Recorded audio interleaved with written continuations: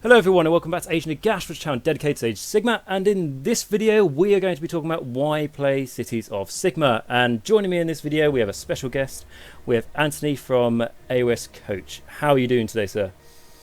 G'day. I am absolutely ecstatic to be on the channel. Thanks for inviting me. And we are talking about my absolute favorite army of all time. And this could be amazing. I think it could be glorious. So thanks for the invite.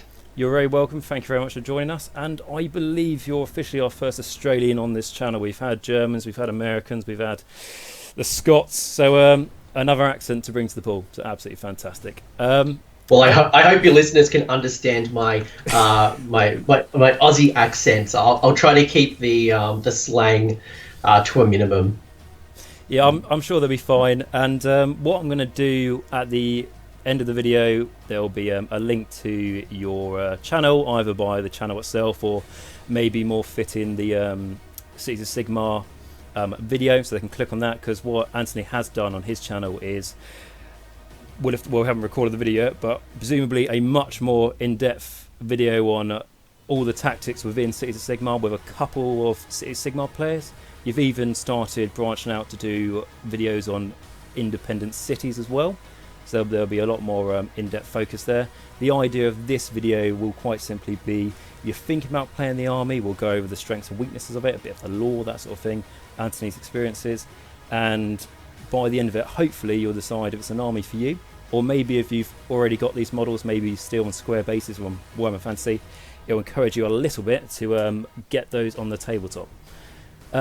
Right, so what we'll be doing is firstly starting off with the lore. So who are the Cities of Sigmar, Antony? Yeah, so to take you back, so who are the Cities of Sigmar? Basically mortals of the realms, and for anyone who's joined Age of Sigmar, if you are an old player like myself, and I do have my handy old edition of the Empire. This is a glorious book that is older than Mikey here. That when the end times really destroyed the old world, which was, the old Warhammer Fantasy world that was around for like good 20 to 30 years, we had these amazing armies that didn't have a place in the world. We had the dispossessed, we had the free guild or the free people, we had the elves that were all scattered about the mortal realms. And we do hear the stories about Teclis and Tyrion and Grungy and Sigmar in the Parthians during the Age of Chaos. But long story short, we kind of fast forward a few years, and basically what happened, there was this really important campaign that happened about 2 or 3 years ago, in the Age of Sigmar, where basically we as players played out this absolute campaign where we were fighting over a bunch of realm gates. And at the end of the realm gates, what ended up happening was Order did win that campaign. So basically people got to submit their results and basically determine the next steps of the story. And essentially what happened was the forces of Order were so successful, they were able to claim these realm gates. And because they were able to beat off chaos and beat off destruction, they were able to essentially populate around these realm gates. And thus the Cities of Sigmar were born. These key cities in the mortal realms that were basically Sigmar strongholds out of the Zir. So the two realms that were most populated were Akshi and Gairan. And this is where all of the cities are actually taking place. And this is where we kind of start to focus a little bit more. So unlike the old books, which were the Warhammer Fantasy Battle days, where, the dwarves only hung out with the dwarves, the elves only hung out with the elves, and the humans only hung out with the humans, it's a very mixed culture. And with that brings a lot of excitement, a lot of technology and magic. And these cities, what's really exciting is that they bring something unique to the table. And it's the rules, when we get to talk about the rules, are beautiful. So long story short, that is who the Cities of Sigmar is. It is a collection of Mod Podge units that form up the first line of defense for Sigmar and the Mortal Realms. Really nicely said. And what I'll say is, if you're maybe quite new to Age of Sigmar and you see like all the the poster boys being the Stormcast Eternals, if we take a little bit from, if we looked at like 40k, we're like the Space Marines are the poster boys. However, there's countless of like Imperial Guardsmen, in Cities of Sigmar. You know, there's countless of mortals essentially defending the front lines against chaos, destruction, and death, and it's almost like important and in a nice way not to forget about how horrific it must be for some of these mortals going against these demonic legions and everything else. And with, as we'll say when we look at the cities, you can have so much fun with Cities of Sigmar. For example, if you're still very much in love with Warhammer Fantasy and the Empire and the Dwarves, so, you know, like Athel Loren, where the Wanderers were, you can still, in your own lore in Age of Sigmar, because it's so vast in the realms, you can make all that up as well. So you can have your old love there as well if you'd like to. There's just so much you can do with it. Yeah, absolutely. And the beautiful thing as well is there's, for anyone who hasn't seen, Cubicle 7 has recently released there's basically a role-playing game called Soulbound. And Soulbound is set in the realm of Akshi, which is one of the two places that you can find the Cities of Sigmar. So when we get to the cities, there are a couple of key cities that sit in Akshi, which is Tempest Eye, Hallowheart, Anvilgard, and Hammerhall. Now, Hammerhall sits in both, and I can talk about that later, but essentially what it's done as well is it's really mapped out the whole world, so you can really start to see Akshi, and whether you want to use the rules that exist and say, my army is Hallowheart, I'm going to paint my army like Hallowheart, you can take those rules and you can make your own story. And I think that's probably the most exciting thing for me when it comes to this particular book, is that no book in Age of Sigmar has unlocked the creative potential of their player base than this particular army. I've played a lot of armies. I've seen a lot of armies. I've played this game since day one. I've traveled the world playing tournaments, but I've never seen the creativity coming out of players from kit bashes and conversions, developing their own narrative and their spin of the mortal realms. And for me, this is probably the one single reason why you play Cities of Sigmar. It's not because of the rules. It's not because of the model range. It is the unlimited potential to tell story. And they play well on the table. And they've got good rules. But they are just a really exciting army to play. And no two Cities of Sigmar army looks the same. Absolutely right. And I feel like we've been talking about so far in the lore with the I know you're a big free people player from the Cities of Sigmar as well.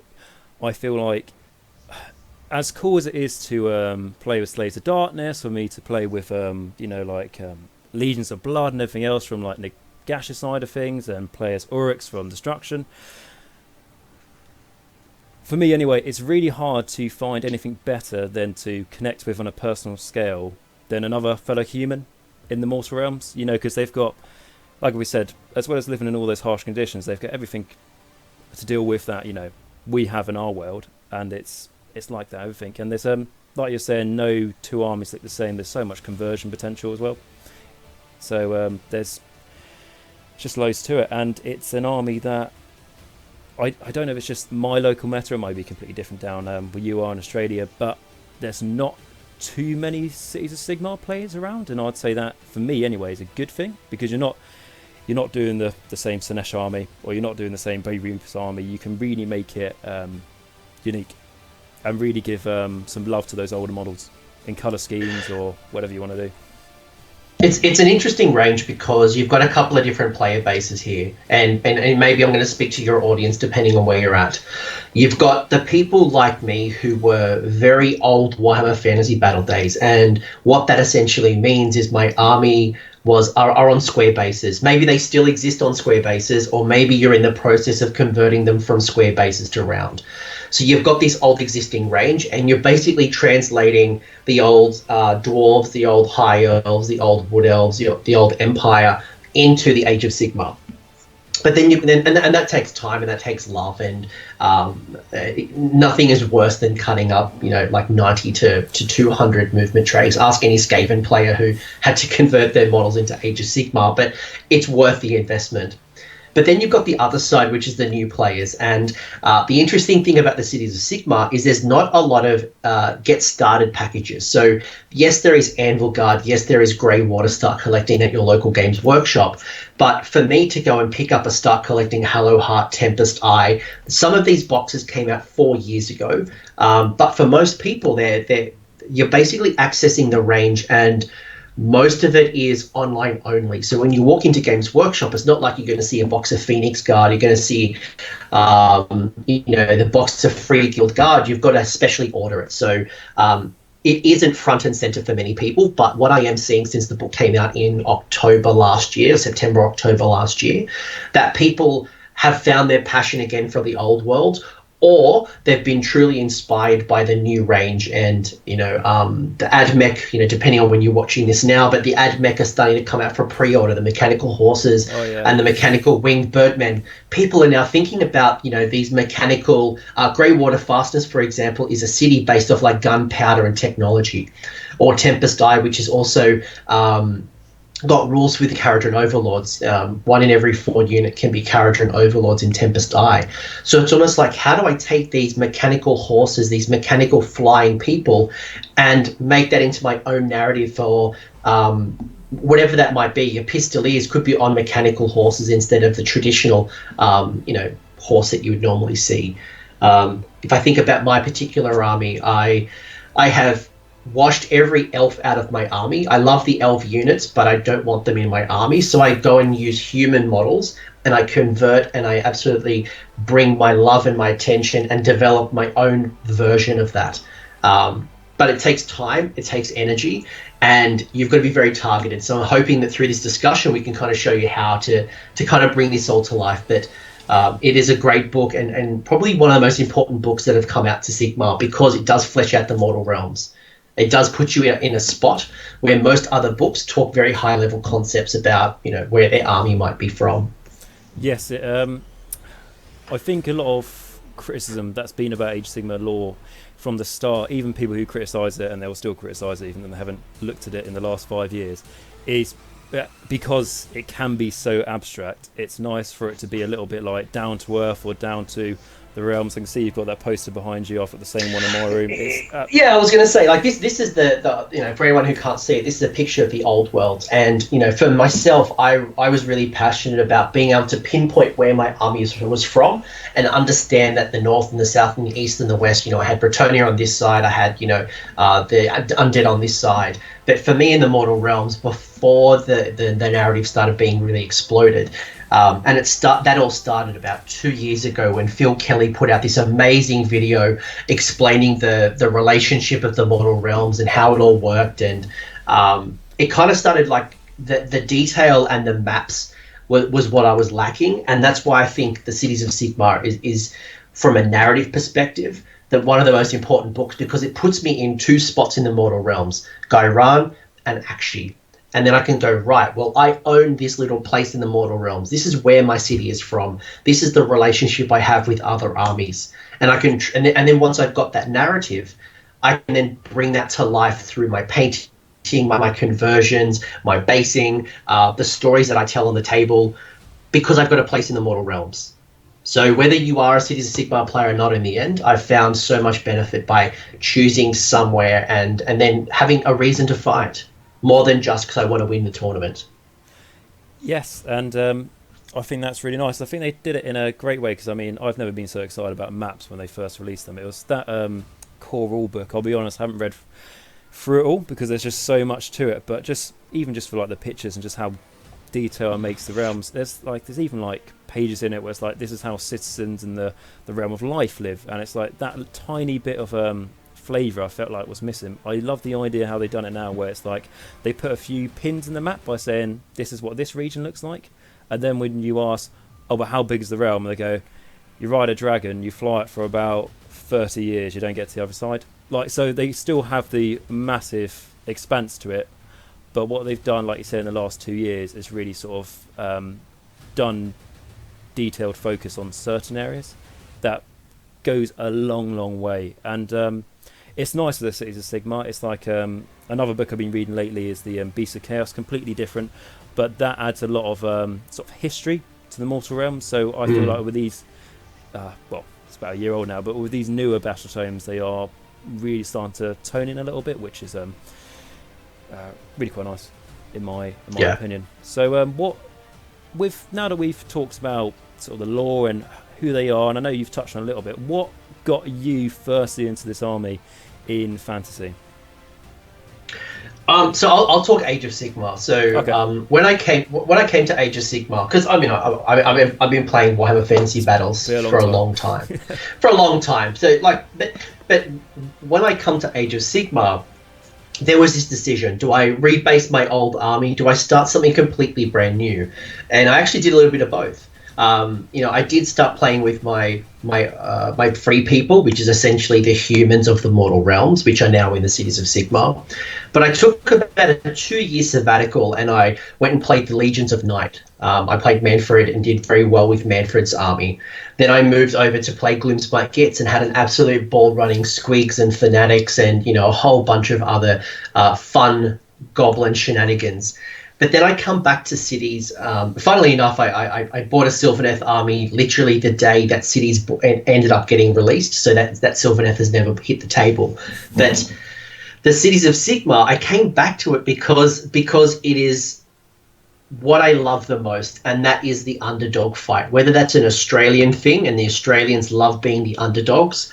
They are the generic human that could be a farmer. It is the dwarf merchant who might be a blacksmith. It is, the average Joe fighting up against these god beasts and larger than life characters. I feel like I don't need Stormcast. It's like, these big Stormcast dudes come down from the sky and they want to protect me. But you know what? I'm just as good as you, Stormcast. And there was this amazing book that came out about 2 years ago or a year and a half ago called The Cities of Secrets, which was a story, a Black Library story about a particular city and the corruption of Zench.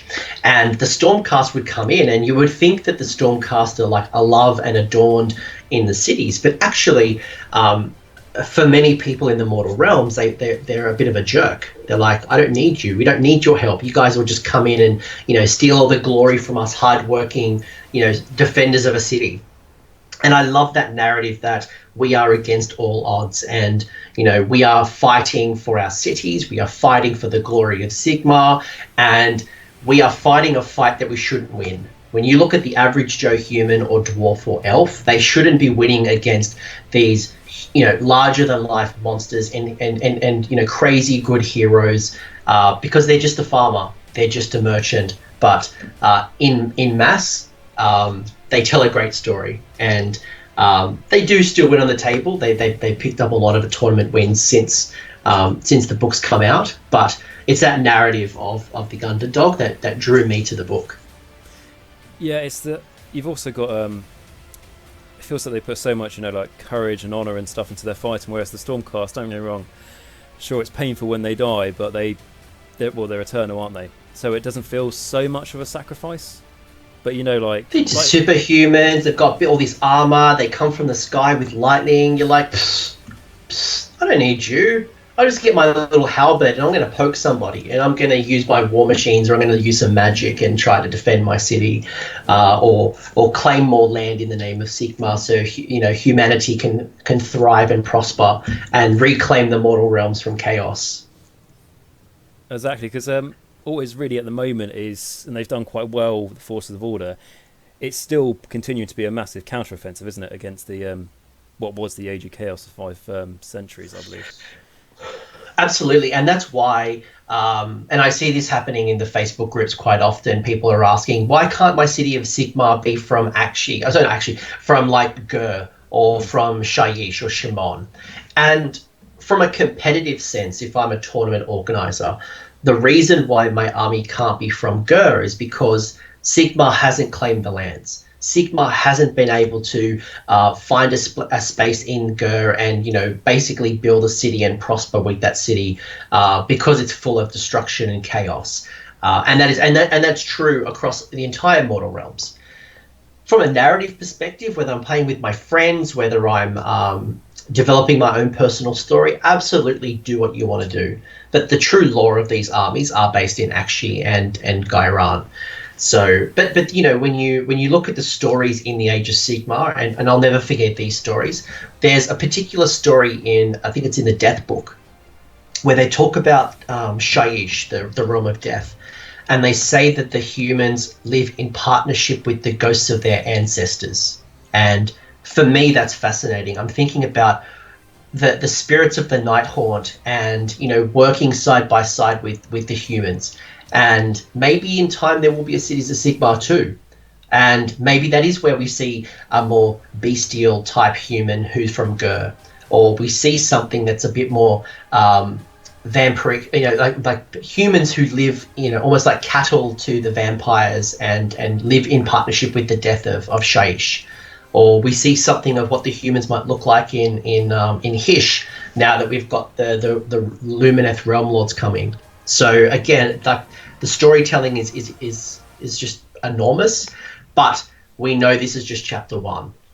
Yeah, and I think the book you're talking about with Nagash, I think it's Nagash the Undying King, because I'm currently reading or listening to that one at the moment, and I remember it starts off with, you've got this kind of I don't want to call it a city, but more like a township or a tribe of people, and you will have the living fighting side by side with the skeletons of their ancestors, and their sort of culture is it would be absolutely horrid to resurrect their ancestors as zombies, but if they strip them off the flesh and all these like little cultural things, then it's like honourable and everything else. And then there's another book what I've just finished as well called I think it's called Neferata, the Mortarch of Blood. Kingdom great book. Yeah, that is what you're referring to about cattle, because Neferata's kingdom, that Neferata is there's so much like politicalness going on about her court, and then there's all these slums in her cities where the vampires don't live, where the mortals live, and something what a human can aspire to is becoming a thrall of a vampire to get a foothold in society. There's all these little like nuggets of like lore that they're starting to tap into, which just adds so much to it. I mean, for my own lore for my Death Army, which I started 5 years ago, and started Sigmar in, probably similar to yourself, where there wasn't too much lore going about. I made my lore about, because it was all about open play then, so it was an Order Kingdom which was taken over by Neferata, which funny enough now sounds like Neferata, but it gave me an excuse to go, you know what, I really do want a steam tank army because they look absolutely awesome, or I want to have some what are they called, some free guild archers, what are they called, scouts, hunters, like the old archer kit, or outriders or something. It just gave me that, and it's not like I want to take that to try and make my army broken. So it's just to add that nice bit of lore to it, and maybe one day you'll still be able to do that. Or if I was to do a Sigmar army myself, but I still very much want everything to be death-related, I can just do some conversion work, do some painting work, just to make it set in the realm of death, and then use what rules I think would be best to represent that. Of course, if I want to go to a tournament, I don't believe there is a city set in death, so I wouldn't be able to use death artifacts and everything, but you can still have a lot of fun with it. And that's the beautiful thing. Like, I've literally just pulled out a model, just literally, it's right next to my, I've got like millions of models here, but you know, here is an example. I've completely unplanned this, and this is what looks like a steam tank, but actually it's my Caradron Overlord's model. It's meant to represent a gun hauler. But for me, the dwarf and the KO aesthetics doesn't marry up to my narrative. So I looked at the range and I thought, how do I convert and make my own gun hauler? And funnily enough, converting was not about finding the cheapest way possible, because this is actually 2 kits. This is the whole steam tank kit and a whole gun hauler kit. But that's where the reason you're going to choose Cities of Sigmar is because you love the story when it comes to being the underdog. You find your place in the mortal realms. There are people out there who are just absolutely inspirational. Tristan Gray and Ricky Smith are 2 people in the community that come to mind who have gone above and beyond to develop a personal narrative. And they've pulled together some amazing models from the Age of Sigmar, the 40k worlds, from they've kit bashed things that is just extraordinary, but they've made their own narrative. And I think fundamentally, whether your narrative is like, how do I bring, how do I make some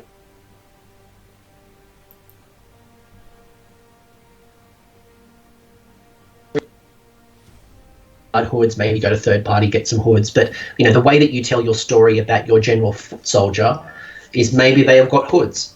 The Living City is a city that's all about like a synergy with nature. So how do I bring that story to the table? And we can talk about the rules very, very soon, or whenever you tell me to talk about them. But each of those cities have an opportunity to convert and kit bash and make your own. And that's what brings me to this army, is that my army looks completely different. I brought old models in, I've got new models, and I'm constantly building upon a personal narrative, and I'm not stopping, which is dangerous for the wallet. But it's also exciting because now I have a super unique army. Exactly that. I mean, one of my favourite parts of Warhammer, if you take away the gaming side, is just the hobby aspect of converting and making your army your own. It's like I've got a Slaanesh Slaves to Darkness army that I'm slowly building up at the moment, and I'm so insistent because Slaanesh has got a little bit of a stigma at the moment to try and make it different in a way. So like, I mean, it's nothing to do with Cities of Sigmar, but if I was to show, I don't know, a little conversion for like my centaurs, for my like Chaos Knights, to try and make them look a little bit more like they stand up to the new knights a little bit. And don't get me wrong, I think this, like, to make this requires about 4 different kits, but all it means is that my bits box is just absolutely full for other conversion ideas. And like you say, if you're a bit new to doing conversions and you're doing your first one, it may feel like it's taken a while. You know, it takes me the time it takes me to do one model, I could have done 5, but when it's all done, I can promise you, how unique your army feels, it is always worth it. It does cost a bit more money, but if you have got the money to spend, it is always worth it. I will say that you don't have to do it. These are optional things. So if you want to go and buy the Cities of Sigmar range from Games Workshop or your local store and just paint them and build them as they're on the box, happy days. You do your hobby. No one's going to shame you. It's not like you have to go and kit bash and convert, but the opportunity is there. And the rules are a bit more laxed for us. I think, you know, when you start kind of kit bashing a Keeper of Secrets or Archaon. Archaon looks like Archaon. There's only so much you can do with an Archaon to make an Archaon yours. Maybe you do a head swap, you know, or you know, you do something fun. But Archaon is Archaon, Nagash is Nagash. But in cities, your version of a Celestin Prime, if it's from Living City, could be swirling around branches and vines as opposed to the Comet's Call. Maybe, you know, from just again, this, you know, if it was Greywater. Greywater is known about the black powder and the guns. So maybe he's kind of swirling around all this gun smoke and clearing it out. Like, again, like that's just me, you know, spitballing some ideas, but that's just some of the things you can do that just ties in the aesthetic with converting opportunities should you want to explore that. Exactly, and you're absolutely right. You don't feel like you have to be ashamed to do it. It's just like I say, to make it feel more fit into your army, you can do it for an option. Another thing, for example, if you want to run a lot of Rune Lords in your army and you don't want them all to be the same pose, it just gives you that extra bit of flexibility. Or I was going to say, you know, Free People General, whatever his name is, but I imagine you have quite a few of that option from what I remember to pick. But yes, to be honest, I think we've talked a lot about the sort of hobby side and the lore.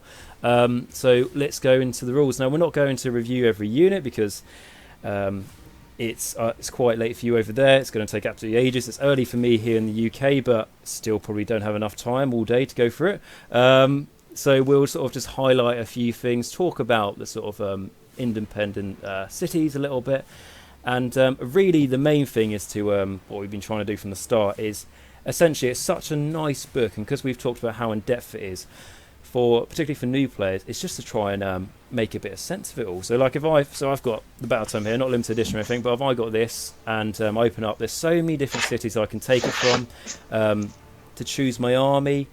Where would I start? What's the best way to think about I'm not going to say starting a collection because you can really do whatever you want, but for starting a coherent force, how would you start, Anthony, in this army? That's a great question, and we haven't talked about the strengths and the weaknesses of this book just yet. But the key to the Cities of Sigmar is that when you buy this book, and I do have the limited edition book. I've got I love this book. I'm number 785 of 800. They are lovely books. But they are lovely books. When I buy this book, this is not my battle tome. Now, you're probably here going, wait a second, why would you buy a limited edition battle tome if it's not your battle tome? What I mean by that is Cities of Sigmar gets this book plus other books. So essentially what happens is for any city that you choose, 1 in every 4 of your units can be a Stormcast unit. Now, what that means is it's 1 in every 4 units. Not 400 points of allies, it's 1 in every 4. So it means that I could take a big monster like a Stardrake. I could take a big unit of Dracolines that normally in another army I wouldn't be able to do, because in a traditional 2,000 point match play game, we're only allowed 400 points of allies. But I can break that rule and bring a Stardrake. In certain cities, the Living City, for example, allows me to take 1 in every 4 units can be a Sylvaneth unit. I don't lose a Stormcast as well, so it means I can have Stormcast and Sylvaneth. So I could run a Stardrake and Delariel, or Durthu, or Drycha, or a big block of Kurnoth Hunters, and that could be half of my army. If I take Tempest Eye, Tempest Eye has the same rule, but 1 in every 4 can be Kharadron Overlords. So I could take Engine Riggers, I can take Gun Haulers, I could take Ironclads, I can take whatever it is. So essentially, I'm not just getting this 1 battle tome, I'm getting access to 2, 3, 4 battle tomes, plus my ally pool. So the creative opportunity in the Cities of Sigmar is massive. You essentially probably have 200 to 300 units to choose from to build your army, which is a strength, also a weakness, because you look at this book and go, where do I start? And for me, the general rule that I say is the rule of cool. So it's always about finding a model that you love and building around it. So we know that you're going to spend more time painting than you are playing. But at the fundamentals, when you choose the Cities of Sigmar, you have to choose one of the 7 cities. So you have to choose. It's not an option, it is a must. So you get access to Hammerhall, Living City, Greywater Fastness, Phoenicium, Anvilgard, Hallowheart, Tempest Eye. When you choose one of those cities, they're also locked to one of the mortal realms. So what does that mean? So it means that if you're playing with if you're playing in a tournament, or if you're playing in your local store, and they're using a book called Malign Sorcery, which is a book that gives you artifacts, it gives you spells, depending on how far you go. But it means that your city must come from that realm, which means you can only take those artifacts. So it means that Tempest Eye, so Hammerhall actually goes over both. So Hammerhall, what makes Hammerhall famous is that it actually has access to a realm gate, or it has 2 realm gates. And they can basically kind of, part of the city is in Akshi, part of the city is in Gairan. So again, unlocks some crazy cool potential, both from a list building perspective and a narrative perspective. But it means that Living City, Greywater Fastness, and Phoenicium come from Gairan, which is the realm of life. Anvilgard, Hallowheart, Tempest Eye come from the realm of fire, which is Akshi. So, cool. We're already kind of starting to feel that we have 200, 300 war scrolls. We have all of this potential when it comes to the realms and what it does. How are we going, Mikey? Yeah. Have I lost you yet? You haven't lost me. What I want to say is very well remembered with these cities. And I'll tell you another good thing about playing this army is it's a really good way to try and remember the correct name for the realms. I mean, we get so used to calling them the Realm of Life, Realm of Beasts. I mean, I don't know, if I'm ever doing a video and I forget, I'll just go, yeah, the Realm of Life, yeah, that's the Skyrun, isn't it? Yeah, so I'm used to just living in Shaiish, to be honest, most of the time. But no, it's really interesting. Like as an example, I've got the GW website up here. I know you can't see that, Anthony, but essentially I've clicked on Cities of Sigmar on the web page, and I know some of the items here are books and everything, so they don't count, but it comes up with like 59 items. You go to Stormcast, 61 items, Sylvaneth, 18 items, Cadden Overlords, 16 items, and we haven't even talked about allies. You know, there's so much you can really add to your army. What I'm going to say now is I don't want to jump ahead or anything, but just some quick fire questions, like some people may be asking, I might be asking. Can I take a Stormcast battalion in Cities of Sigmar? Is that something we can do, or can you take Cadden Overlord battalions, Cities of Sigmar, or Sylvaneth battalions? Not saying that's the best thing to do, but because it's keyword and stuff, I'm going to say I wouldn't think so, because it's like... I don't think so. You've caught me off guard on that one, but I don't think so. And nor, to be honest with you, a lot of it you wouldn't get many rewards from it. Because 1 in every 4 units only 1 in every 4 units. So if I think about the average size of a battalion, you normally got 3 to 4 things. It might be a hero plus 2 or 3 unit selections at minimum. Very, very, very, very few battalions are less than 3, which means you're essentially running a 12-drop army because you're only allowed 1 in every 4. So don't quote me on that one, but I'm pretty sure from memory the answer is no.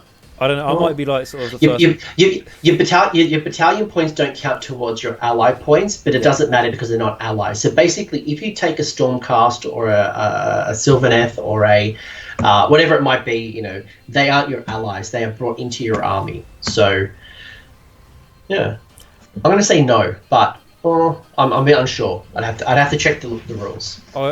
Yeah, I'd say if it's as simple as you can have as many Stormcast, I don't know, units in your army as you want. They don't have to be like 1 to 2. If there's no ratio involved, I would say it's fine. But because there is, I would say no. But to be honest, it's unless you really want to do it for narrative purposes, it's without having too much experience of the army at all, it's probably not the best way to go anyway. It's just like one of those quick questions I thought someone might have out there. Someone who's got one of the what's it called, the Vanguard wing knocking around with all those Liberators might want to chuck them in there for some reason. From memory, I'll probably fact check this and come back in the comment section. From memory, you can ally in a battalion. So long as you have the points to be able to bring those units into the army, you can bring a battalion into another army, from memory. Which means that if you're able to fill in those 1 in every 4, and you are able to get your army to a 12 drops or a 16 drops, I think the answer is yes. I think the answer is yes.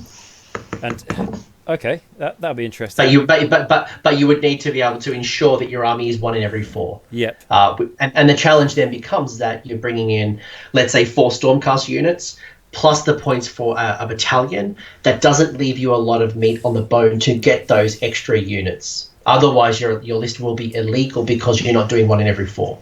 It would feel like you're specifically trying to shoehorn it in for no potential gain.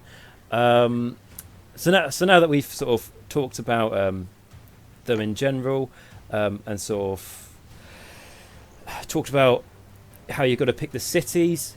Now, from, like I say, a bit of an outsider from Cities of Sigmar, I feel like the answer to this question is going to be no, but I'll ask it anyway.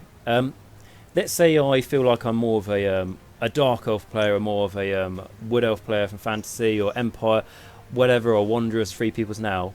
Is there a certain city for me if I want to go Free Peoples heavy, or I want to go Dark Elves heavy, or, to be honest, are they all quite good for different reasons? Like, it's not like Hammer Hall is good for humans and Anvil Guard is good for Scourge Privateers, which I imagine they kind of is, but like, it's not as segregated. It's I watched your video on it, and I think, I can't remember the name of the chap, but he said like it's quite metropolitan, like how the city. Yeah, so there's a yes and a no to that answer, which is not helpful, but I'll explain what I mean.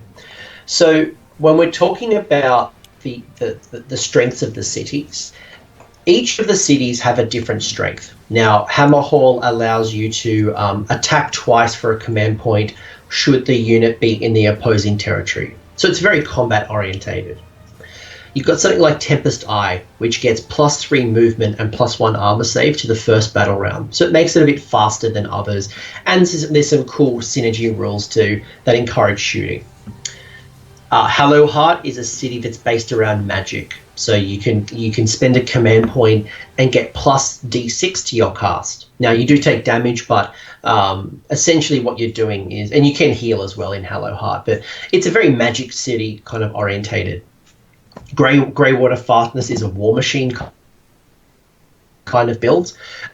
Evil Guard certainly probably benefits more on things like monsters, your Hydras, your Black Dragons. So to answer your question, the cities are metropolitan, yes. So if you did have old Dark Elf models and you wanted to run them as Hallowheart, that's sweet, because the Sorceress is a great spellcaster.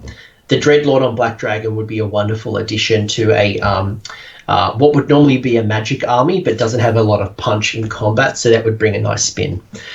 On the flip side, you then have these battalions, and the battalions are probably very restrictive, and you might find that the battalions might encourage you to build a certain way. So, for example, the Living City Battalion requires a Nomad Prince, 3 units of Wildwood Rangers, and up to 1 unit of Wild Riders. So the only battalion in the Living Cities is essentially what was formerly the Wood Elves. So if you're going to run a Nomad Prince and Wildwood Rangers and a Wild Rider, you might be rewarded by going Living Cities. But if you were to put it in Anvil Guard, that's also fine. It's just you're not going to get access to a battalion. So for most Cities of Sigmar players, battalions aren't that important. There's probably only up to 3 battalions that are actually worth investing in. Otherwise, they're kind of shoehorning you into a build that you may not want to build around. So to answer your question, long story short, put your models in whatever city you want to do. But I would consider the strengths of the army. So a Dreadlord on Black Dragon, which is an absolute wonderful combat monster, might be better in a Hammer Hall, because it can then attack twice in the hero phase. So an attack twice, sorry, not in the hero phase, attack twice if it's in the enemy territory. But it can also work very well in any other army. I think that's but the battalion might be the swing. Okay. I think that's a good answer. So what I'm kind of feeling, correct me if I'm wrong, but a good way to start is by reading the sub-allegiances of those cities. Like you've mentioned earlier, like every army has, a lot of the new armies, probably is all of them now, they all have their sub-allegiances, be it, temples or enclaves or legions, whatever it is. But with Cities of Sigmar, it is more important, because there's not like, if you don't want to pick a city, you can take these generic command traits and everything. So when you're looking at building your army, a good point to start is looking through the city, seeing which one is for you. And the beauty of Cities of Sigmar, you can your first there's 7 cities, isn't there? 7. I would choose 1 or 2 routes. Depending on who you are, you choose what works for you. Option A is literally what you just said, Mikey, and that is find a city that sounds good for you. I really like magic, so I'm going to build a Hallowheart list, because I love the idea of magic. So, and then I look at the rules and I think, how do I get the most out of my magic? And that might lead you to the Hurricanum, a Luminarch, a Sorceress, a Battle Mage. You might then think I need to protect those very squishy models, and that might lead you to something like Phoenix Guard to protect them, or you might want to start thinking about, like that'll kind of lead you on a path. The other way you might look at this and say, I am in absolute love with a particular model. Demigryphs, for example. I love these big chicken mount Demigryphs, and these big knights of the realm on these big kind of Demigryphs, and I want these to be the strength of my army. What city synergizes with them better? And I might see that Hammer Hall has a battalion about specifically Demigryphs, or I might say that, wow, Tempest Eye would make my demigryphs move 15 inches in the first turn and make them a 2+ save. Wow, how cool is that? That'll make them super durable and super fast. So then I kind of go, well, I'll go Tempest Eye because I want to build around my favorite unit. And then I can find things that would work well for that. So you could almost kind of go two routes depending on if there was a model you wanted to build around or a city you wanted to build around. That's probably the two different approaches depending on how somebody might want to build.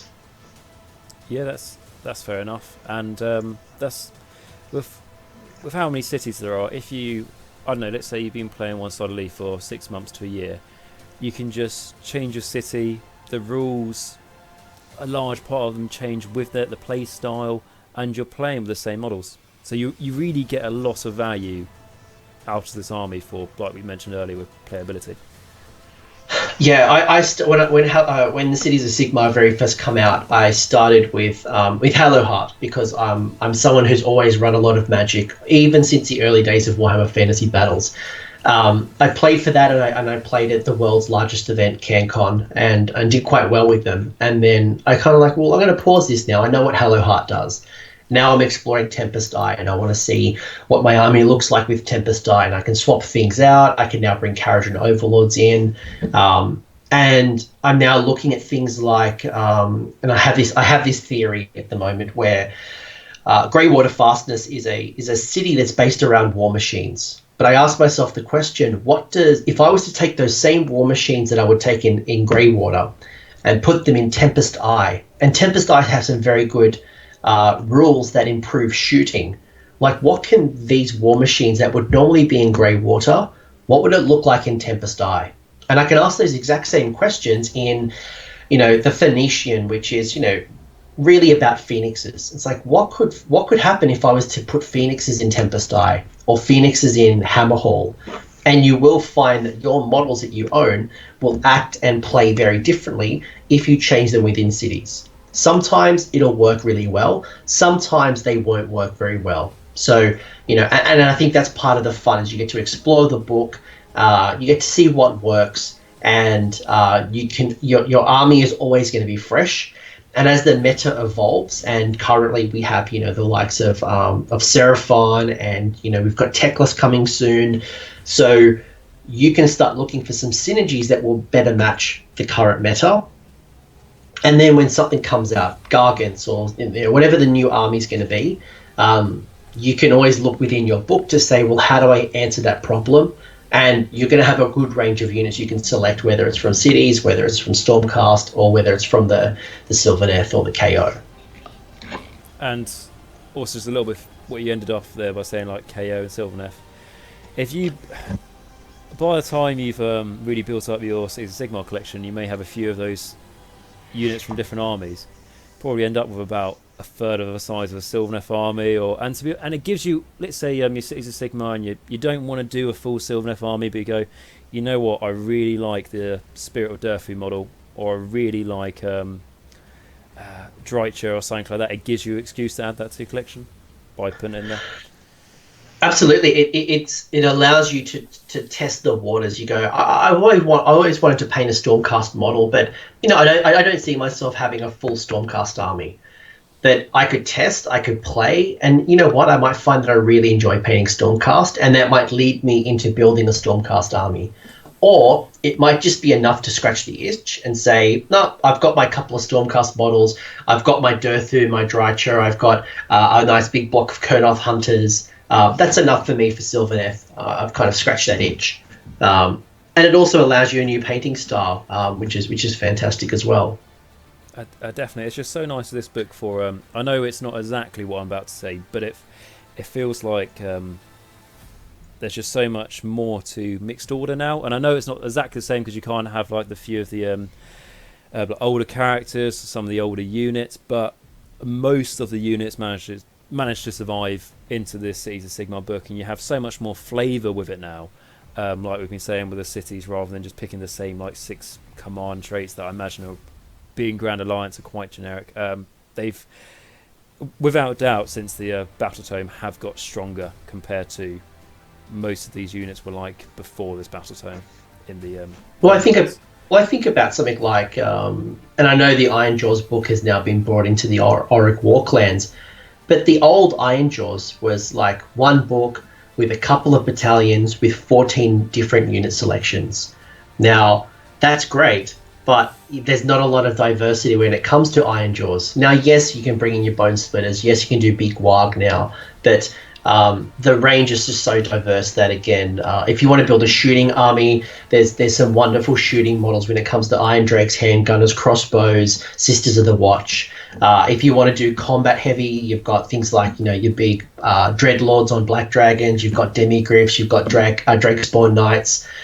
You've got the magic supremacy of Hurricanum, Luminarch, the Sorceress, the Battle Mage on Griffin. If you want to get some speed, you can go Outriders, Pistoliers, Sisters of the Thorn, your KO models. Again, it's just like, if there's a style that most appeals to you as well, or if you're finding that you are looking for something cheap or you're looking for something durable, you will have an answer in this book, or from one of those partners like Stormcast, like Sylvaneth, like KO.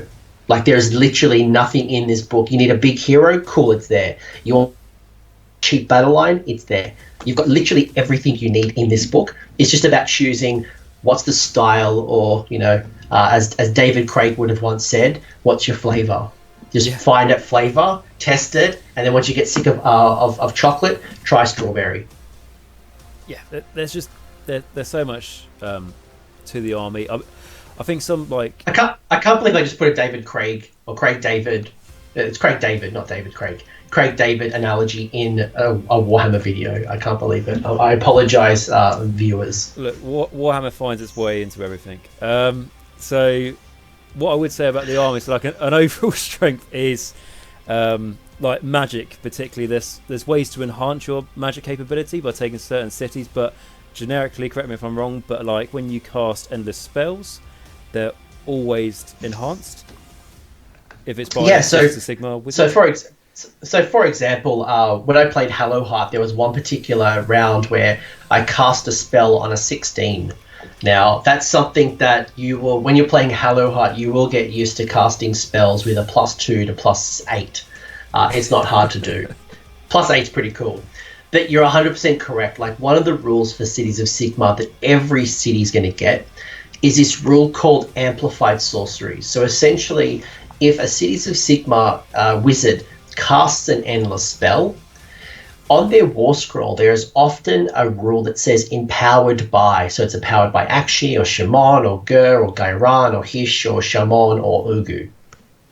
And normally what happens is, if you were playing at, Bloodshed in the Shire, Blood and Glory, Facehammer GT, whatever event you're playing in, if you were to, the tournament organizer might say that we're playing in the realms of Shaman. So basically, there are some rules that if the tournament organizer was to say you are playing in Shaman, you would get an extra benefit only in that situation. But with the Cities of Sigmar, you are getting all of those benefits. So if on the war scroll it says empowered by, again, the realm, the endless spell is more powerful. So I'll give you some examples. When you cast the Soul Snare Shackles, normally what happens is you put the first one down on the table, and then the other two shackles are within 6 inches of each other. Instead, when you're empowered by the realms, and a Cities of Sigmar wizard casts it, there is a 9-inch gap between them. So it means that you can kind of pin and manipulate the board a little bit better. If you were to cast the Geminids, when you do that D3 damage when you pass over a unit, if you don't like the dice roll, you could re-roll the damage because it's empowered by the realm. If you were to cast the Umbral Spell Portal, normally they've got to be within 12 inches of each other. You put the first one, I think, is it within an inch of the wizard, and then 12 inches from between each other. When it's empowered by the realms, it can be anywhere on the board. So it means that the casting threat range through the Umbral Spell Portal has just exponentially gotten so much better. That's just a taster of what it is. And when you look at all of the Malign Sorcery and the Forbidden Power endless spells, should they say empowered by the realms, it means your endless spells are better at no additional cost. Yeah, exactly. It's not like Seraphon where they do get a bonus to their endless spell casting, but they pay for it. Cities of Sigmar Yes. are just going to get flat out, and I think there's quite a few in the spells that I look at and I go, oh, it's good. Can I justify? You think if it was empowered, if I was playing in that realm, yes, I would take it. But you just can't guarantee in a tournament level, especially if they don't specify what realm you're going to be playing in. But with Cities of Sigmar, you don't have to worry about it. It's always going to be as good as it is. If you're worried that the enemy is going to stop you casting it, like we said, if you take a what's the name of that city again? Where it's The Hallow Heart. if you take Hallow Heart, there's easy ways to get all those pluses to cast. Enough to make Nagash annoyed when he tries to unbind. So I'll give you an example of where this really becomes incredibly valuable. So my favorite endless spell in the Cities of Sigmar is using the Quicksilver Swords. Now, as it currently stands in General's Handbook 2019, that endless spell is worth 30 points. Now, what it would normally do, so if I was not Cities of Sigmar, what happens is I rolled the swords, attacks a model or attacks a unit. I roll 12 dice, and on a roll of a 6, the unit takes a mortal wound. If it's chaos, 5. So on 12 dice, you're probably looking at 2 to 4 mortal wounds at most, depending on if it's chaos or not chaos. But when it's empowered by the realms, it means that dice is 15, so you get an extra 3 dice. So there's a chance of getting 1 or 2 extra mortal wounds. And with the sheer amount of chaos that is in the realms right now, whether it's from Slaves of Darkness or all the different chaos gods, at a tournament, there's probably a good chance that you'll play 1, if not 2, chaos units. So straight away, 30-point endless spell, which is super cheap, just becomes so much better.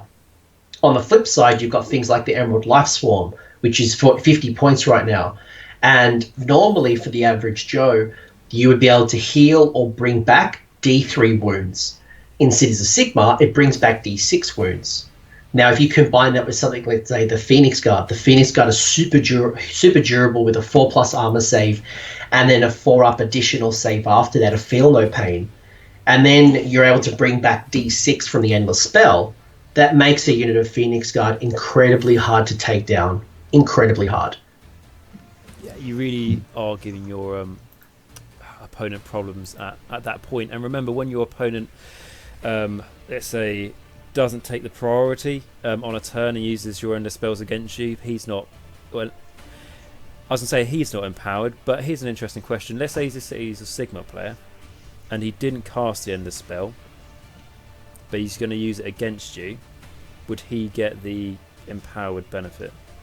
If you see one. So the ruling is, and you'll probably find 99% of people play this way, is that the endless spell is cast by a Cities of Sigmar player. Now, in subsequent rounds, it's not controlled by the Cities of Sigmar player. It's a neutral piece that people move around. So if it comes back against you, you do treat it as if it was cast by Cities of Sigmar, because it was. Mm-hmm. So it also can come back and bite you, yes. But you are forcing a decision if an opponent wants to take first. Well, it does allow you to then use your amplified sorcery to do more damage or to heal yourself up. Okay. And if you are really worried if something's coming back at you, because of all the pluses, like we said, you can get to cast. If you go that certain city, you can unbind your own spell. So it's absolutely. Yeah. Well, I mean, Hallow Heart is a city where you get to ignore spells and endless spells as an army-wide ability on a 5+. Oh wow! So you could cast, and there are ways to bring that down to a 4+.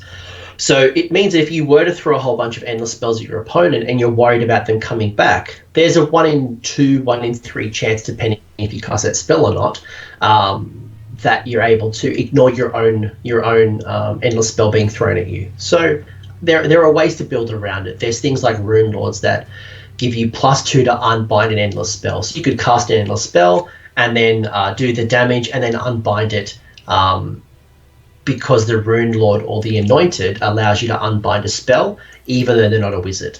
So there's so many ways to build around it. And I imagine a strength as well is because there's so much you can do with Cities of Sigmar. As a opponent who was going to fight against them, and let's say you didn't know the list beforehand, there's a lot that can catch you off guard. Absolutely. And as I mentioned as well, when you play cities and you put the different cities units in different books, in different cities, they will act differently. So if you are a Cities of Sigmar player, I would highly recommend, as I would to all of my opponents, to explain the high level concepts of your army and try not to don't beat your opponent by surprises and I gotcha, be upfront and honest with what's going on, and but definitely, just because they know that a Hurricanum does X, Y, and Z, what they might not know is that in each of the cities there are different spells. So each of the cities have 3 different spells choices, and in Hallowheart there are 6. So even just the combination of spells that might be on your wizard will be different. Yeah, it's just, again, like we say, adding flavour and different ways you can use the same models. So yeah, and I think we've probably already talked about this when we talked about like metropolitan cities and everything else. By saying, like, is there a good one for Dark Elves? Is there a good one for Empire? Should I maybe explain some of the other rules that you get by being cities? Yeah, go ahead. Yeah, so first off, you get to choose a city: Hammerhall, Greywater. So Hammerhall, Living City, blah blah blah. We've kind of talked about that. You choose a city. We just talked about the endless spells. So your endless spells are better than your opponent's endless spells. On top of that, there are some things. So your city is realm block, whether it's Axii or Gairan. We talked about that already. There's a couple of other things. So if your general is 6 wounds or less. And a lot of Cities of Sigmar players will take a Free Guild Guard, Free Guild General, an Anointed, a Rune Lord, a Warden King, a Nomad Prince. These very squishy heroes. They get a couple of extra benefits if they are 6 wounds or less. By the way, you can take a Stormcaster. Often I'll take a Knight of Xeros or a Knight Incantor as my general, because again, I can. 1 in every 4 can be Stormcast. And they're not an ally. So it means I could put my artifact on my Stormcast. It does mean that my general could be a Stormcast, as an example. But for 6 wounds or less, what happens is there's a couple of things. One is I have this thing called an Honoured Ret. Basically, if my is within 3 inches of a unit. Now, I've got to pick the unit. So the unit has to be with 5 to 20 models. Basically, what happens is if someone does a wound or a mortal wound to my general, and my general is within 3 inches of that unit, on a 4+, I can negate the wound or a mortal wound because I pass it onto that unit instead. So basically, imagine some dude jumping in front and kind of taking the bullet or taking the magic hit, however you want to play that out in the world.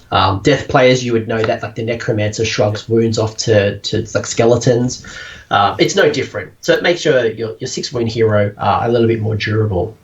And when you plus that to like Lookout Sir as well, it's just an extra way. Absolutely, -1 to hit from Lookout Sir, and then on a 4+, you can shrug. But you do need to nominate the unit that is an honoured retinue. The second rule that you're going to get is you get this thing called an adjutant or an adjutant, depending on what part of the world you're from. Now, what happens here is you choose another model that is 6 wounds or less. Imagine this is like your general's best friend, his BFF or her BFF.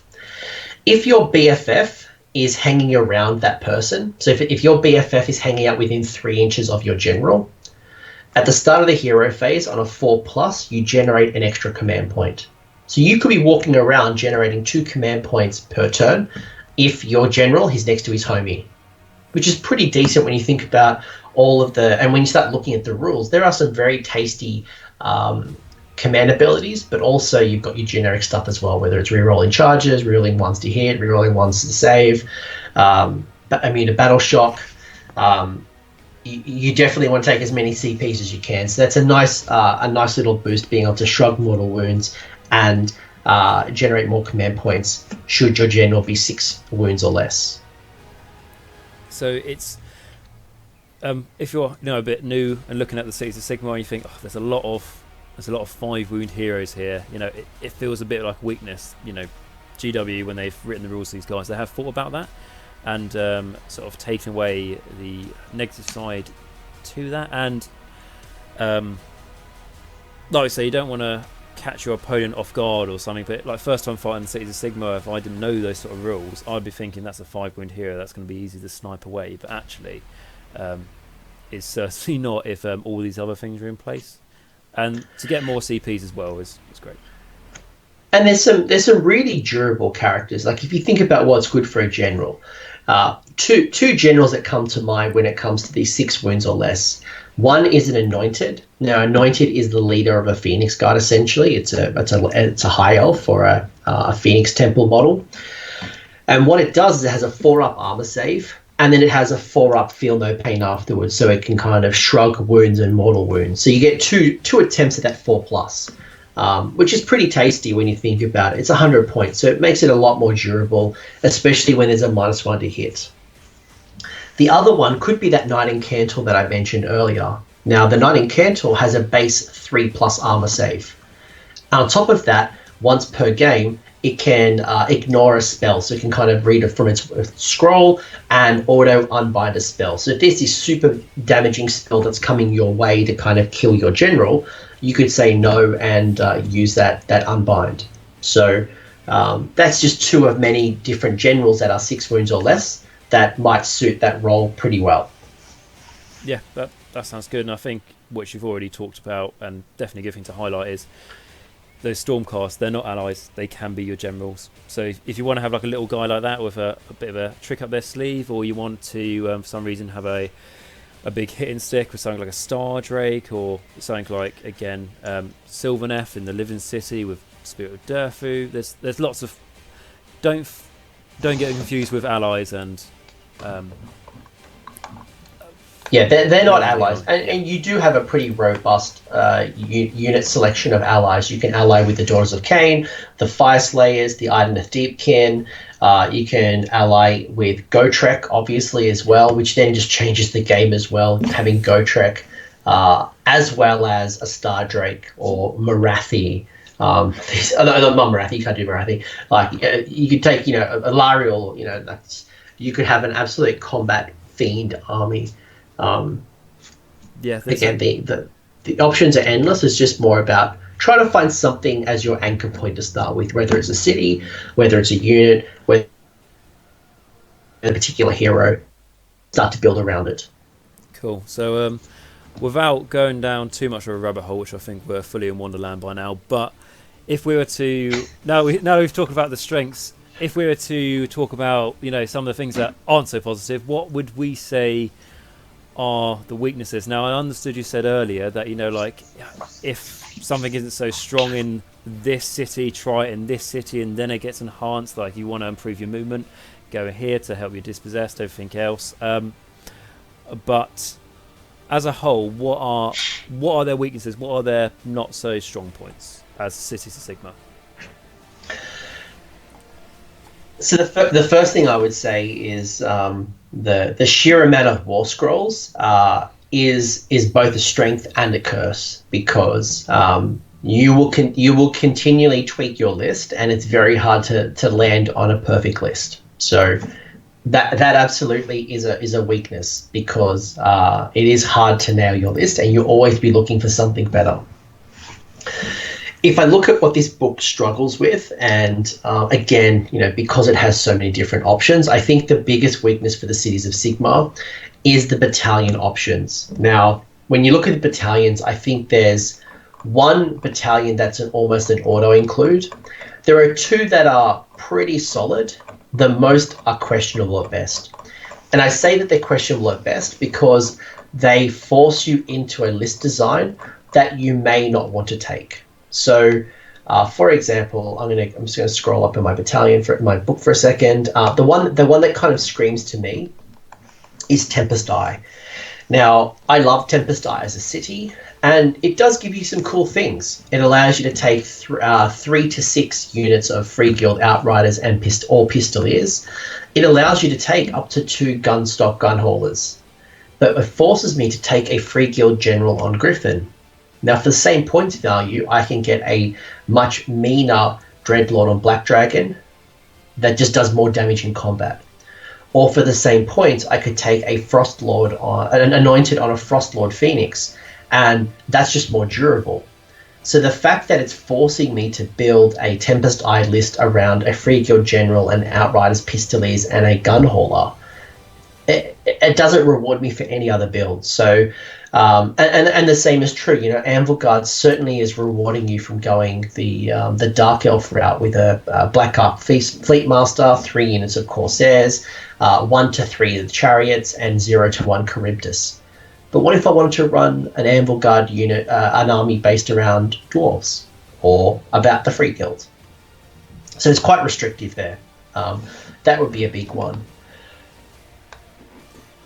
Yeah, with Battalions, with the book, it feels like because there's so many war scrolls, they could have made so many battalions, but you know, there's only so many pages that can be in a battle tome and everything. So they tried to theme it for the armies, for the cities. Yeah, and the reason I say this is a weakness, ladies and gentlemen, is because what is it going to mean? Is it going to mean that it's going to be harder for you to generate command points up front?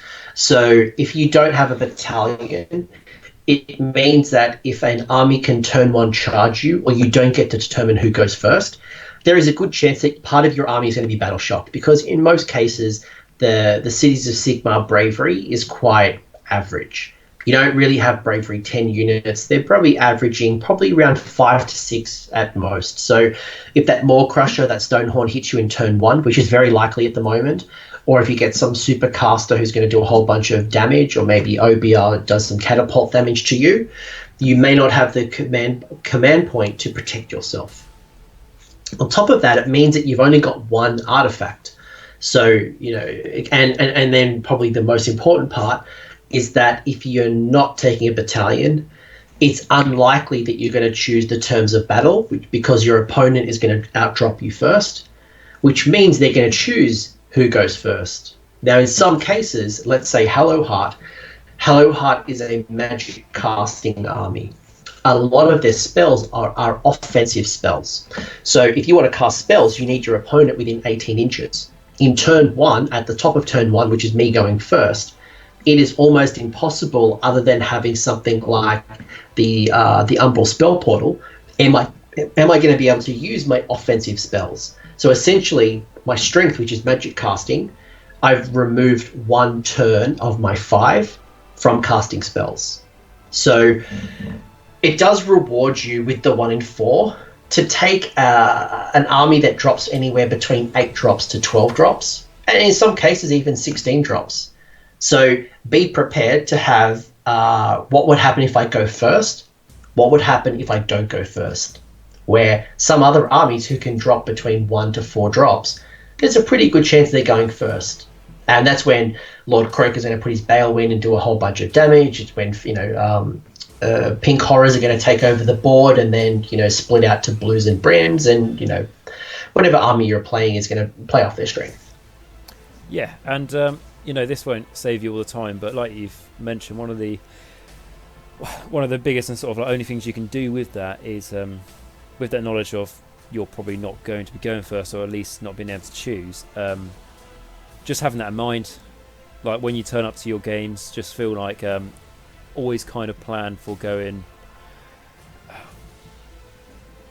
always having a little bit like of the disadvantage when it comes to priority on the first turn anyway. If you can plan for that, it's not always going to save you, but it's going to get you in the right mindset a little bit.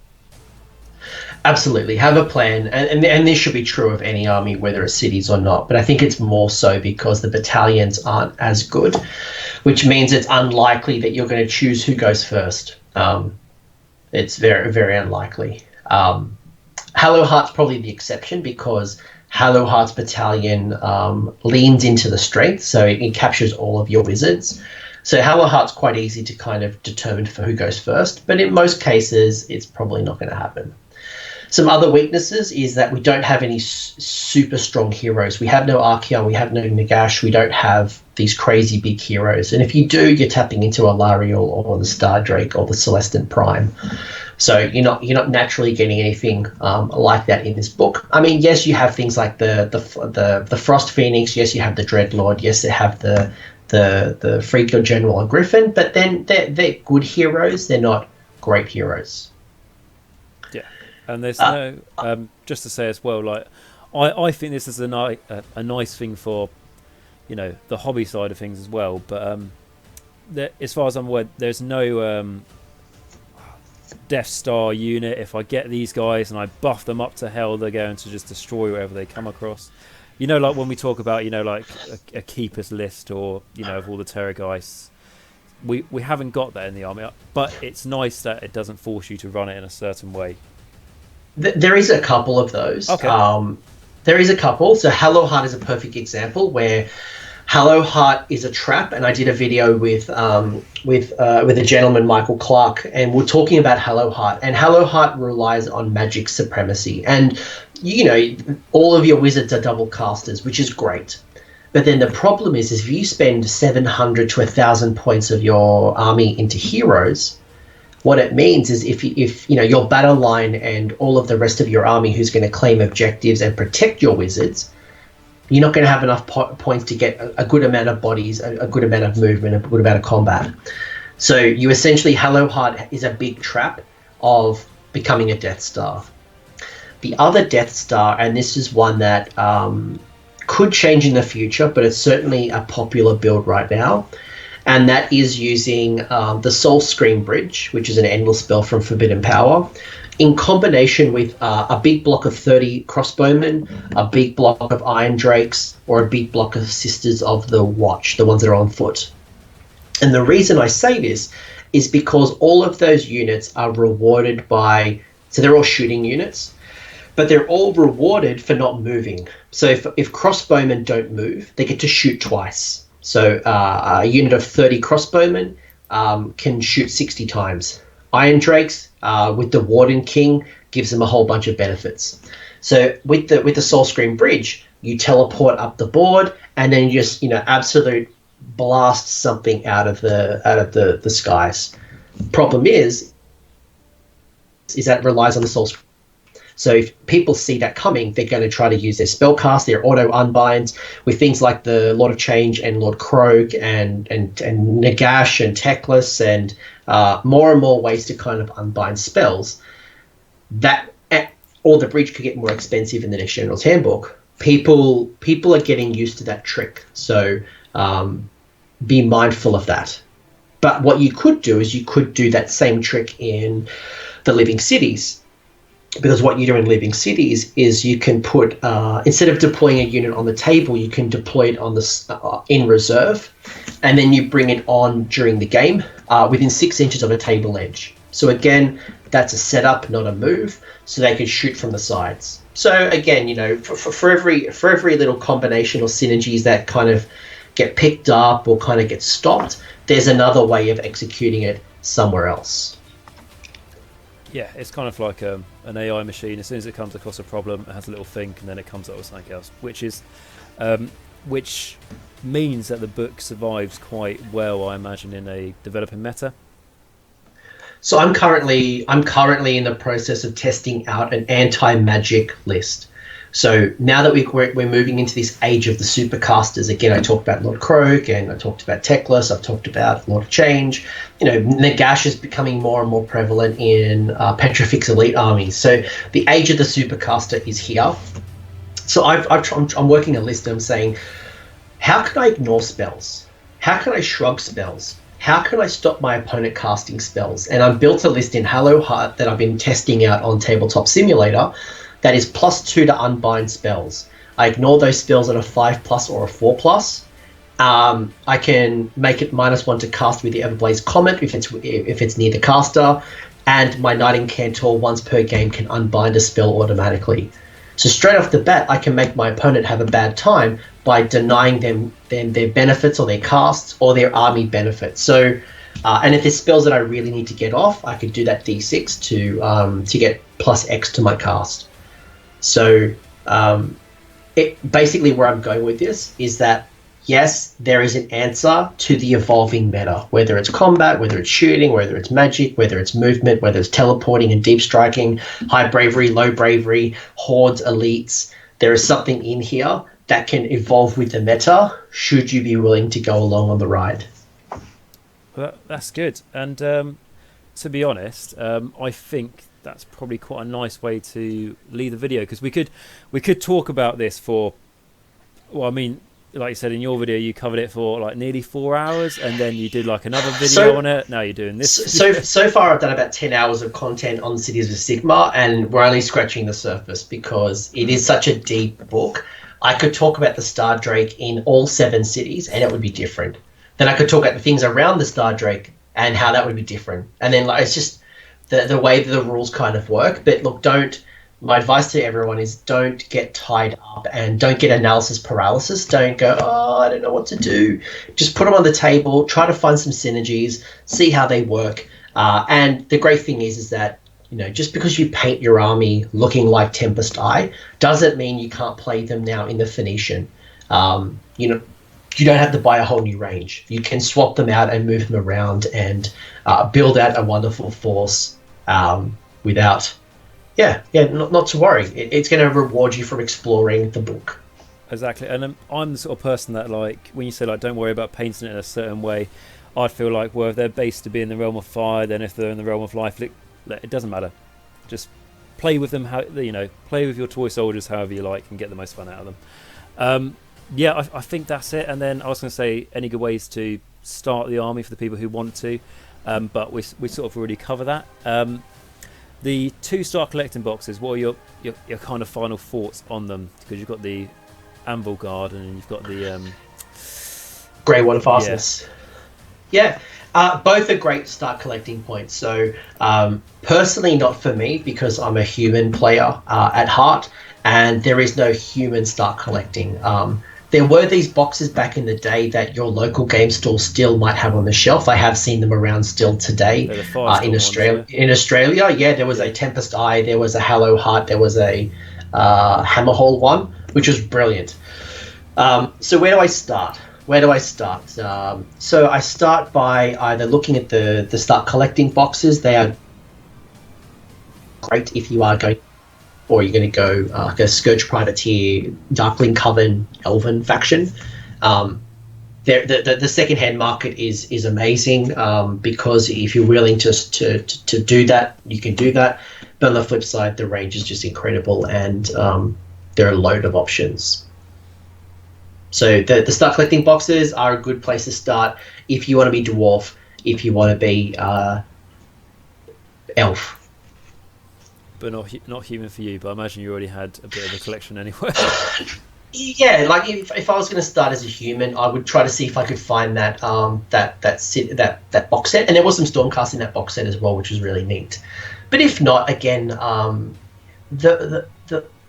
if you were to buy units brand new, they're actually really affordable because they're older kits. They were kits from Warhammer Fantasy Battles, so they're probably a good 5 to 10 years old.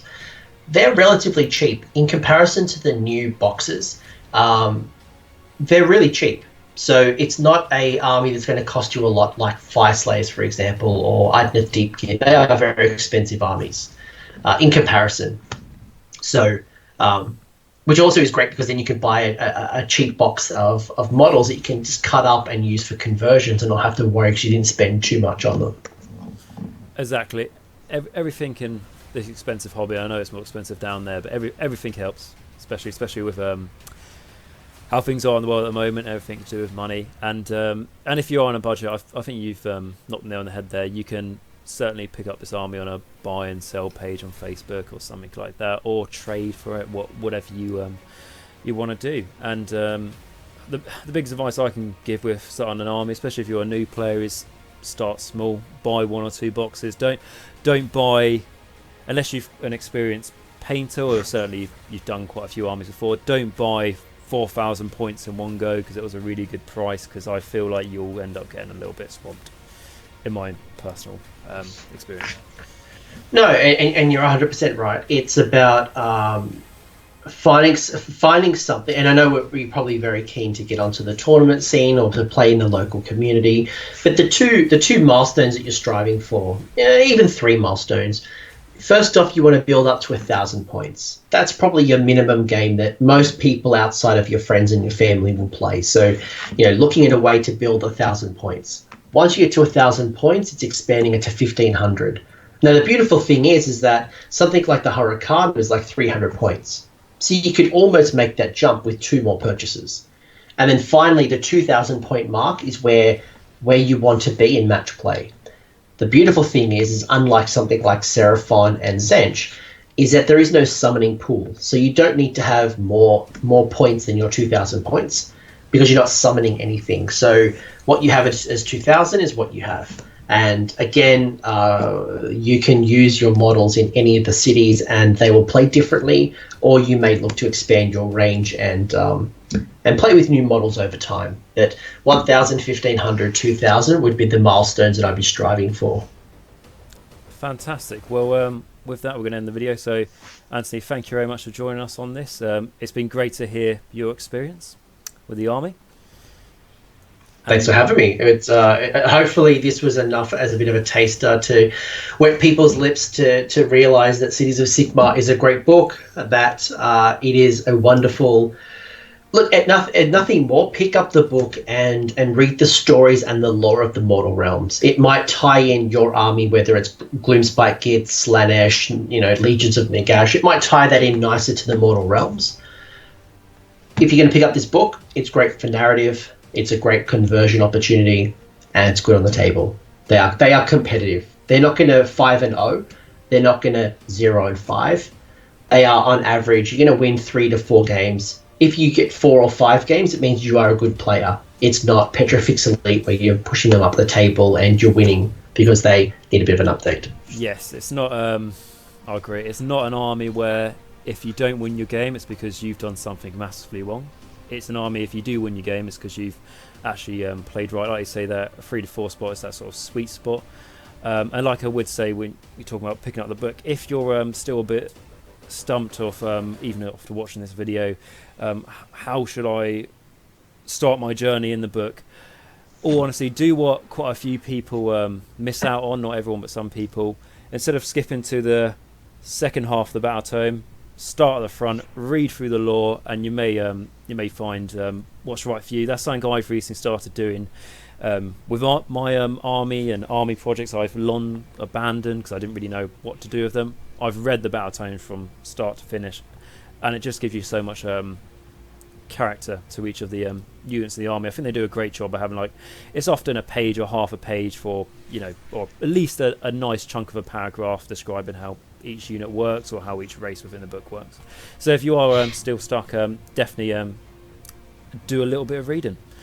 And if you do, and if I one final comment, yeah, and I'll just reinforce the point that I made at the start of the video, and that is the RPG Soulbound that just come out. There is probably a good 100 to 150 pages worth of rich lore about the realm of Akshi. So you can buy a PDF, you can buy the full book. It only just come out.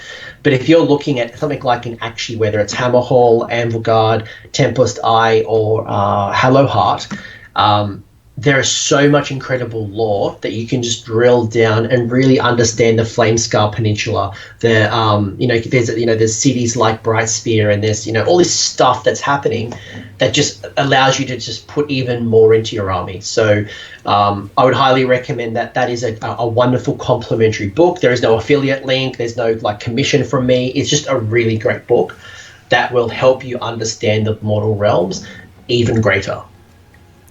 And the book you mentioned earlier as well, like I say, none of us are being sponsored by Games Workshop here, but the Cities of Secret, was it Cities of Secret? Yeah, Cities of Secret. There's another book that I've got here called the 8 Limitations, which is another book about a dwarf, a free guild, or a witch hunter, and a vampire, funnily enough. So there's a whole bunch of stories you can tap into. So yeah, you will have fun. You will have fun. And like you say, tying into that, RPG, everything else, nothing in Warhammer is as simple as black and white. There's grey, I'm sure there's plenty of murderers amongst the free people, like gangs, all that sort of thing. No, we're good guys. Don't. Of course, it's the Stormcast who are the too pretentious. Okay, so yeah, with that, thank you very much for joining me. What I'm going to do, I'm going to put your link to your channel down in the description. I'm going to, who knows, it may come up now after I've edited the video, but I'll do a link at the end of the video as well to your, I was going to call them Free Peoples, but Cities of Sigmar video, and yeah, that's great. And if I know you play Gloomspite Git, so maybe when I go to why play that, I'll see if you're about or something, see if we can ramble on about that army for a long time again. Before we end the show, I just want to show how committed I am to the Cities of Sigmar. So if you guys have hung out this long, I'm going to give you like an enjoyment. So I am wearing my Cities, my Blood Bowl shirt, but what I wanted to show you is I'm wearing pantaloons. So I've got my free guild pantaloons that I wear at tournaments. So that's how much I love this city. So I know you tried to close out the show 3 times now, but there was a special bonus for your listeners who hung out with us this long. I love the fact that you've been wearing them the whole time over the last hour. How long it's been? Because I don't know what it's like. Obviously, Australia is completely different, but here it's absolutely baking. I say absolutely baking. It's about 20 degrees. But I've got Scottish blood in me, so I get very hot. But yeah, that's absolutely great. If you is there anywhere people can buy those pantaloons if they feel obliged? I think I bought them from I bought them from Etsy. So there's some cosplay people that have like pantaloons and the hats with the feather, and it's pretty amazing. But but if you want to cosplay and have some fun, it's there for you. But again, you don't have to. No, I think that really does add to the experience. But yeah, anyway, I can ramble on for absolutely ages. Closing out the show for the 4th time now. So do you want me to close out the show? Yeah, why not? You're the guest. I'll let you. Mikey, this was an absolute pleasure. Thanks for having me. I am the coach here. I have talked all things Cities of Sigmar. If you've enjoyed this video, I highly recommend that you like and subscribe Age of Nagash. Please do smash that. Make sure that you let us know in the comment section what you've been doing, if this has inspired you to start a city, or if you're already playing cities and you've got some new ideas, or maybe it's your own personal narrative. I'm sure Mikey and this channel would greatly benefit if you smash the like button and put some things in the comment section. But that is me. I am the coach. I'm here straight out of Australia. It was an absolute pleasure. Mikey, thank you for being a wonderful host and allowing me to be on your show. If you've got a Patreon, give him some money. If he's got a Discord, go join it. If he hasn't got any of those things, harass him in the comment section to start something up. All right, well, thank you very much for your kind words. It means a lot. And again, guys, if you've enjoyed all of Antony's commentary throughout this video, please check out his channel. I can assure you, you won't be disappointed. I've been watching his videos for a while. You've covered most of the armies now, I want to say, in faction focuses, or have you? Every battle tome. Every battle I've tome. done every battle tome and some twice. Yes, and when you do them, you always do it with not going to quote you on that all the time because I can't remember, I haven't seen all of them. But no, when I've watched every them, time, you've done them with other players and more experience. Every time, someone who's got experience in the army, someone who can actually, we can talk theory, but people who have put this stuff into practice and be authentic with their comments. So that's always been important to me. Yeah, keeping it as honest as can be, because that's all we are at the end of the day. Okay, so with that, I will end the video. Thank you very much for joining me. Fifth time. Well, thanks. Fourth for my lucky number, so 1 extra mile, I suppose. Right. So thank you guys very much for joining us. And remember, Nagash is all, and all is one in Nagash.